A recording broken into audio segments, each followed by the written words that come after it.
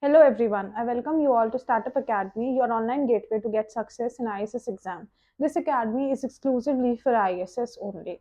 Before starting the topic today, I would like to talk about many of the queries that has been coming from your side about the fast track batch that we have.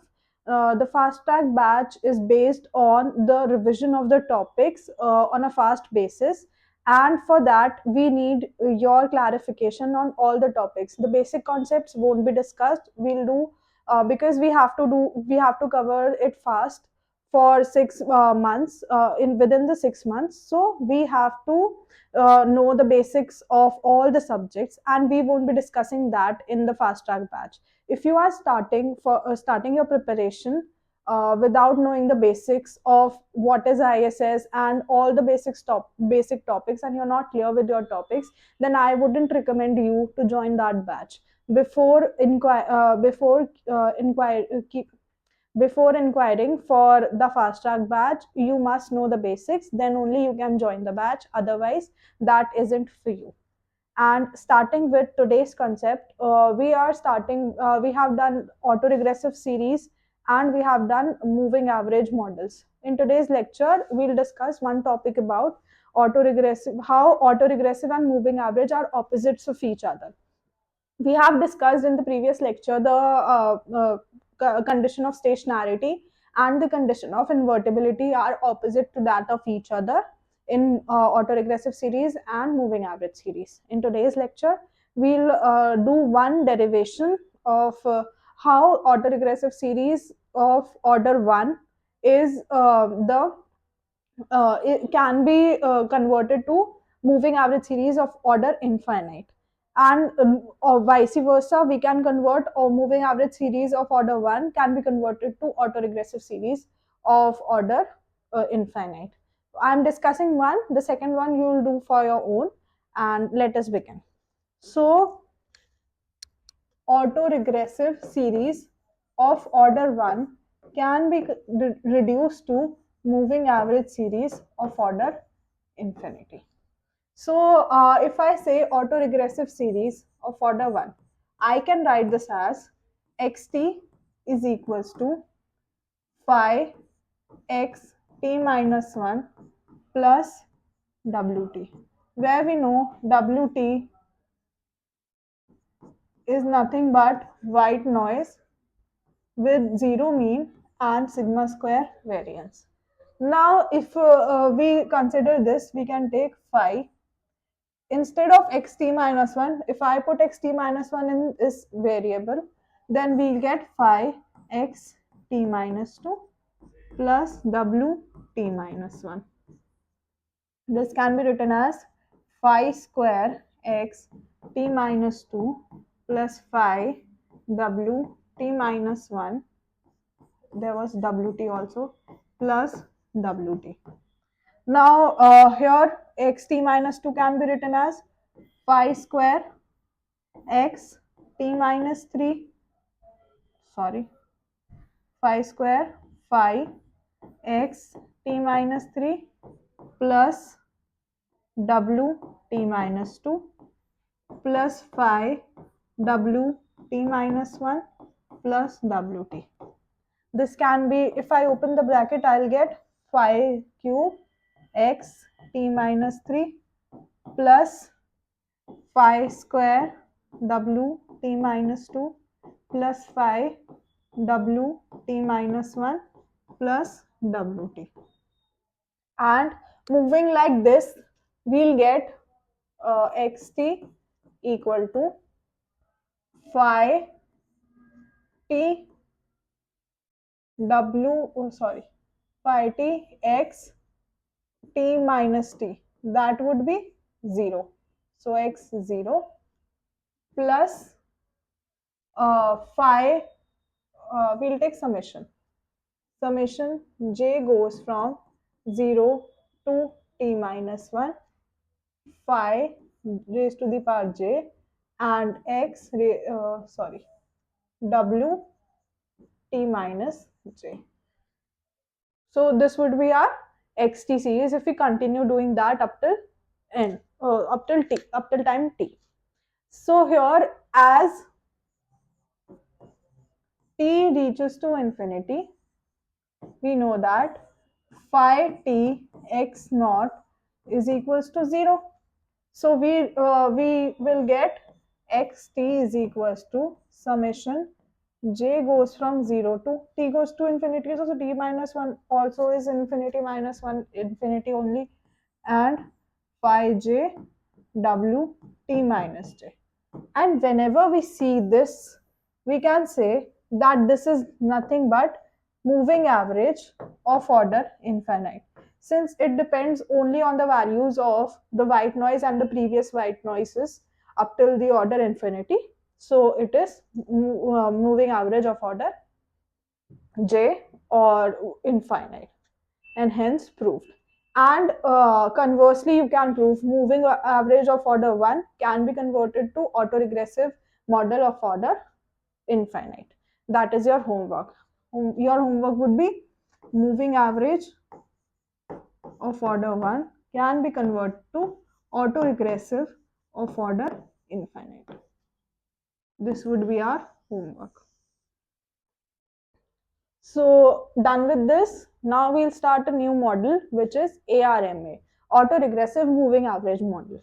So this is the combination of autoregressive series and moving average model, where the time series xt depends on the current values and on the previous values of the white noise, and the time series xt also depends upon the previous of its value xt minus 1, t minus 2, and up to t minus n.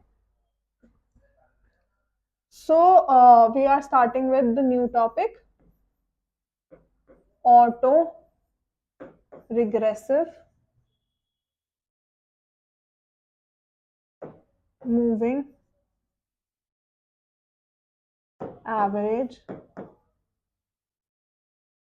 model. This can also be termed as ARMA of order P, Q, where P is the order of autoregression, and Q is the order of moving average. This can be represented as, suppose we have the time xt, it can be written as phi 1 x t minus 1 plus phi 2 x t minus 2 up till so on phi p x t minus p plus white noise wt, and plus we can write theta x, sorry, theta w t minus 1 plus theta square w t minus 2 up till theta raised to the power q w t minus q, where w t are white noises which belongs to IID, wn which is represents white noise 0 to sigma square. Now as we can see that this is our autoregressive model of order P, and this from here till here, this is our moving average model of order Q, and hence this is our ARMA, autoregressive moving average model of order P, Q. Now we know that if here there are some properties of this model,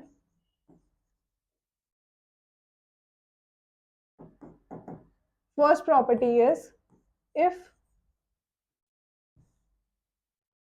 where, okay, first of all let us this, where phi p is not equals to 0 and theta q is also not equals to 0, then only this model exists, otherwise it doesn't exist. So first property is phi, if q equals to 0, then ARMA model, autoregressive moving average model, reduces to autoregressive model of order P. And if P is 0, then the ARMA, autoregressive moving average model of order P comma Q, reduces to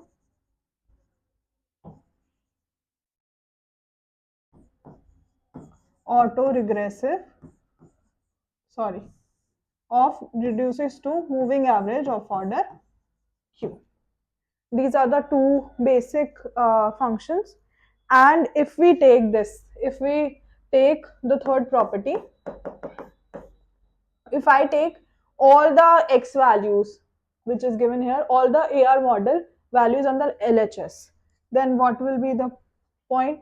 It would be xt minus phi xt minus 1 minus phi square xt minus 2 up till so on phi p x t minus p, which is equals to wt plus theta w t minus 1 plus theta square w t minus 2 plus up till theta raised to the power q w t minus q. Now this can be taken taking the backward difference xt minus phi b xt minus phi square b square xt, sorry, this would be minus only,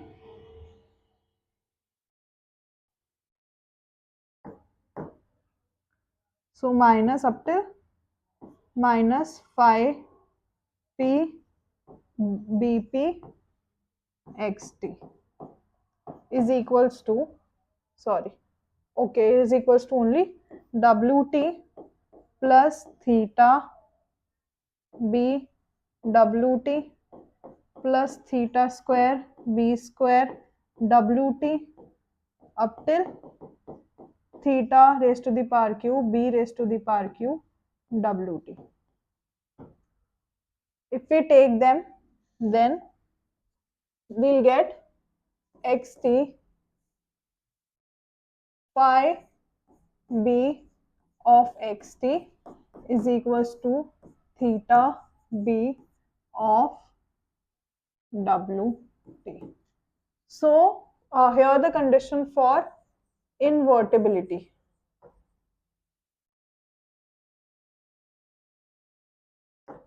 For invertibility, the roots of the equation, which is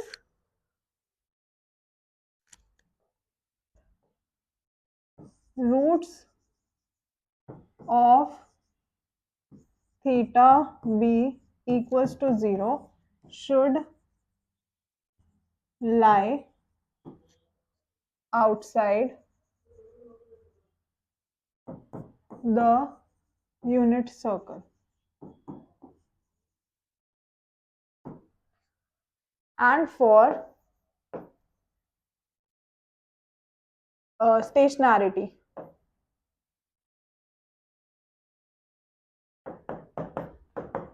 roots of equation phi b equals to 0 should lie outside the unit circle. This is same as that for moving average model, and this is same as that for autoregressive model. So from there also you can do it, and here also we have done it. So these were the properties of ARMA, which is autoregressive moving average model. Now we can discuss one of the autoregressive moving average model, which is, let us discuss one question on this topic.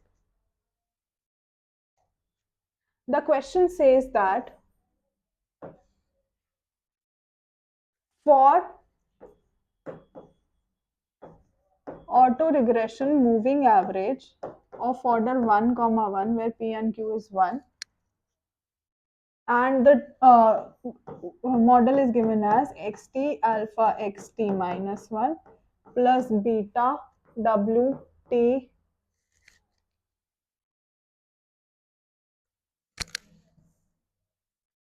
plus epsilon t plus beta epsilon t minus 1. This is the model, and we have to find autocorrelation 1, autocorrelation 2, and autocorrelation 3. This will clear all our concepts on this model. So for this model, first of all, let us solve the covariance. Covariance, we know that here xt belongs to normal 0 comma sigma square, and epsilon t also is white noise which belongs to normal 0 comma sigma square.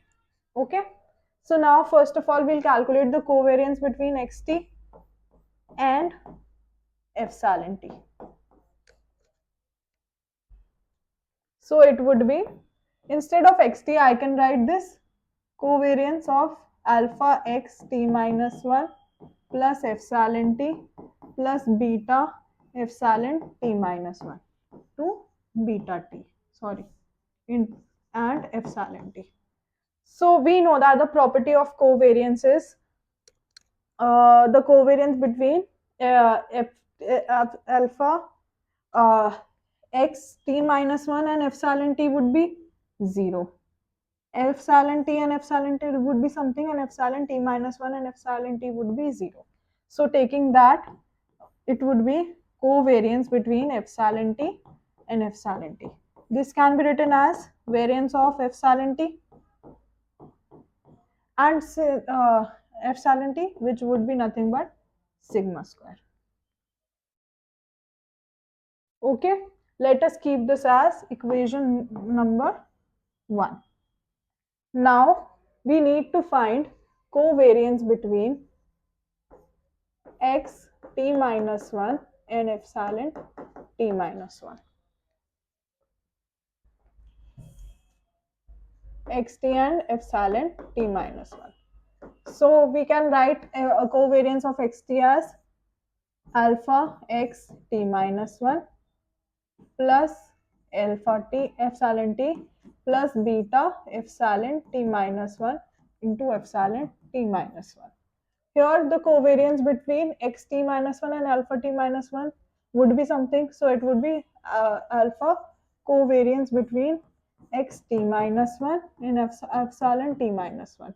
From the first equation only, we have calculated covariance of xt and epsilon t. So xt minus 1 and xt alpha t minus 1 would also be the same as sigma square. So that's why we have taken. And then epsilon t and epsilon t minus 1 would be 0. And beta covariance between epsilon t minus 1 and epsilon t minus 1.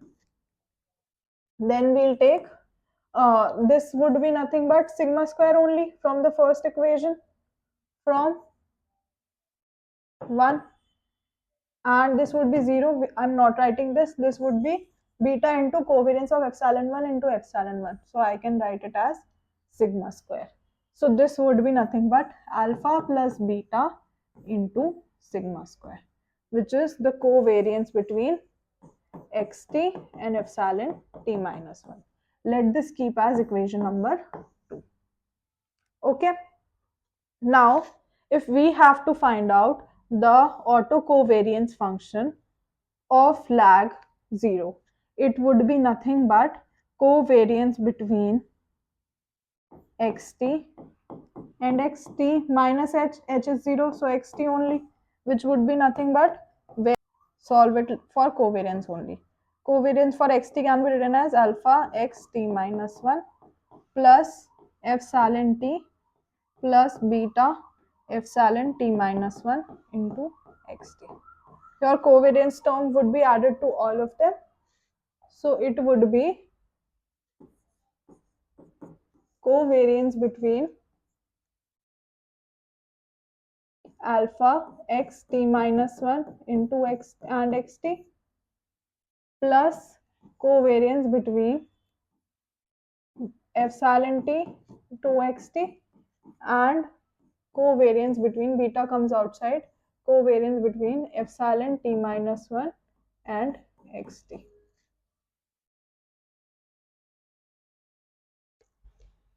So this alpha can also go outside.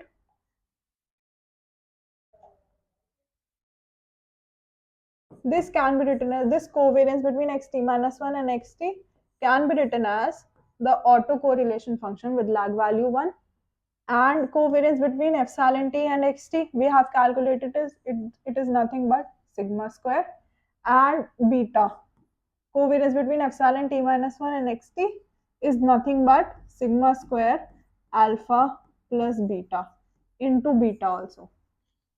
So we can write it as gamma naught is equals to alpha gamma 1 plus 1 plus beta alpha plus beta square into sigma square. Let us keep this as equation number 3. And now we have to calculate the covariance between covariance with lag, autocovariance with lag value 1. So it would be covariance between x t and x t minus 1. Again, so we'll solve it for xt only. Covariance between xt can be written as x t minus 1 alpha plus epsilon t plus beta epsilon t minus 1 comma x t minus 1. So this can be written as alpha into variance of xt minus 1 plus covariance between epsilon t and x t minus 1 plus beta into covariance between epsilon t minus 1 x t minus 1.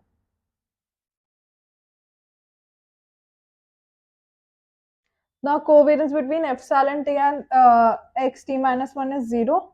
This is variance of x t minus 1. It can be written as sigma square, and here beta and covariance of epsilon t minus 1 and x t minus 1 can be written as sigma square. So we have got the values of this autocorrelation with 1, order 1. It is alpha plus beta into sigma square.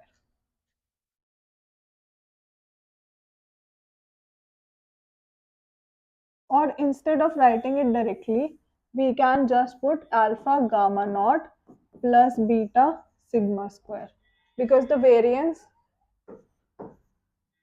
of x t minus 1 is equals to gamma 1.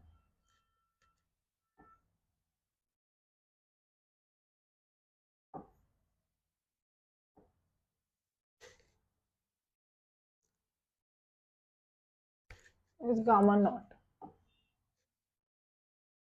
So this is our equation number 4. Now putting the value of 4 in equation 3. If we put the value of 4 in equation 3, 3 was gamma naught equals to alpha gamma 1 plus 1 plus beta alpha plus beta square sigma square. Alpha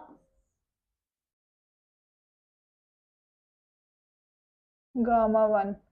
Gamma 1 is alpha y naught plus beta sigma square plus 1 plus beta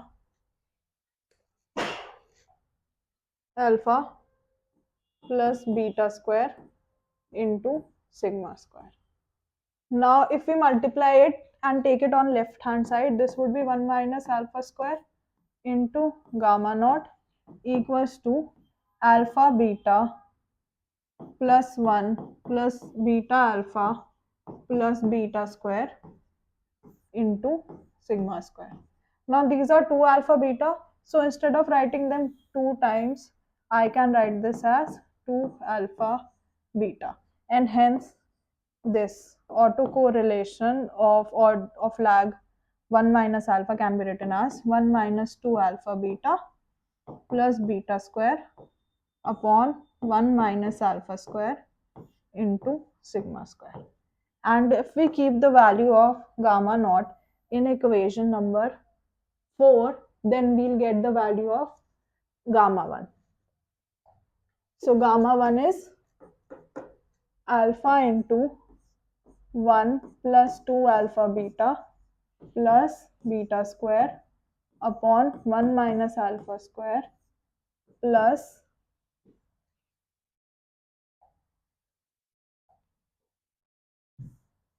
sigma square plus beta sigma square. So if we solve this as well, I would get alpha plus 2 alpha square beta plus alpha beta square plus beta minus alpha square beta into sigma square upon 1 minus alpha square. Here alpha square beta gets cancelled and we are left with alpha plus alpha square beta plus alpha beta square plus beta. So, and 1 plus alpha into 1 minus alpha into sigma square. Here we can take common, we will be left with 1 plus alpha beta into alpha plus beta upon 1 minus alpha square, which is equals in sigma square, and which is equals to this gamma 1.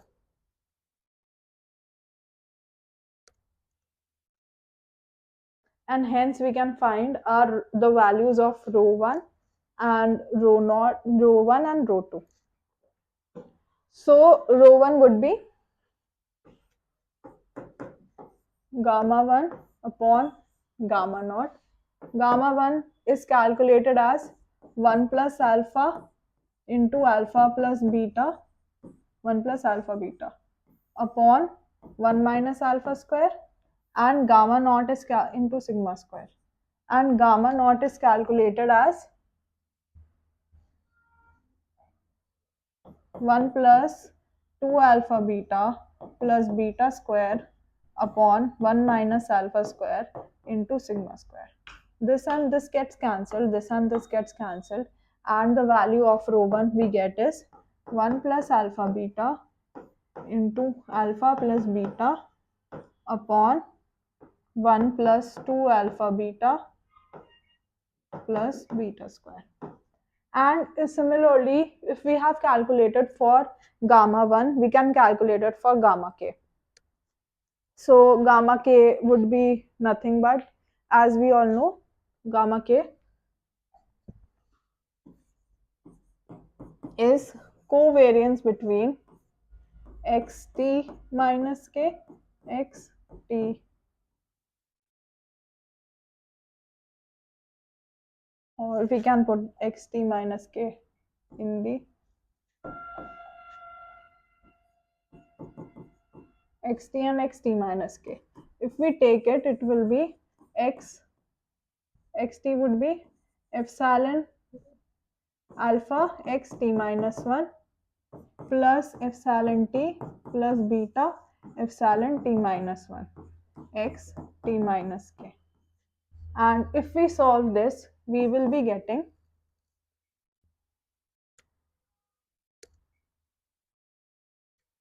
covariance between alpha x t minus 1 x t minus k, which would be nothing but alpha gamma k.